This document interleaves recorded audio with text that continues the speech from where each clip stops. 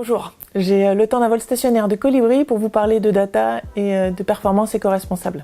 Alors on l'a vu, la data, on en collecte pour en retirer beaucoup d'informations et aller chercher la performance. Et à l'heure où l'intelligence artificielle nous promet monts et merveilles en termes d'analyse justement de toutes les datas dans le big data qu'on a accumulé ces dernières années et qu'on continue à accumuler de plus en plus vite, on se doit quand même de se poser la question de l'empreinte éco-responsable de toutes ces datas. L'angle que je vous propose que l'on ait aujourd'hui, c'est plutôt comment cette data va nous aider dans la tenue de nos engagements éco-responsables ou de démarches éco-responsables. Éco-responsables au sens économique, humain et environnemental.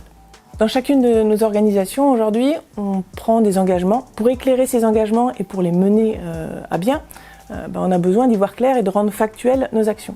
Donc pour pouvoir les rendre factuelles, on passe souvent par le truchement d'indicateurs qui sont basés, eux, sur de la data. Et donc c'est important aujourd'hui de bien sélectionner ces indicateurs pour qu'ils nous donnent envie de passer à l'action et puis qu'ils rendent vraiment compte de ce qu'on fait sans que ça puisse être remis en cause, même si on sait que tout est discutable. Voilà. Que ce soit pour rendre compte dans le cadre d'obligations réglementaires telles que le bilan d'émissions de gaz à effet de serre ou les déclarations de performance extra-financières qui vont devenir les CSRD. On voit bien que cette question des indicateurs, elle est cruciale, notamment du sens qu'on va aller chercher dans la mise en œuvre de ces indicateurs et dans l'histoire qu'on va raconter autour de ces indicateurs. Chez TIBCO, j'ai envie de dire bien sûr, quand on mesure notre bilan de gaz à effet de serre, on a décidé de ne pas le calculer uniquement au niveau de chacune de nos sociétés sur les 3 scopes, mais d'être capable de redescendre au niveau de chaque affaire client pour pouvoir discuter avec nos clients des leviers d'action qu'on va pouvoir mettre en œuvre justement pour piloter cette trajectoire bas carbone que l'on a définie et aller avec eux dans l'amélioration continue.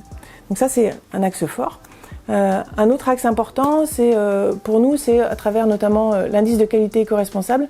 C'est sur les 3 piliers que sont l'économie, l'humain et la planète. On a été choisir des indicateurs qui sont soit des indicateurs leviers d'action, soit des indicateurs de résultats.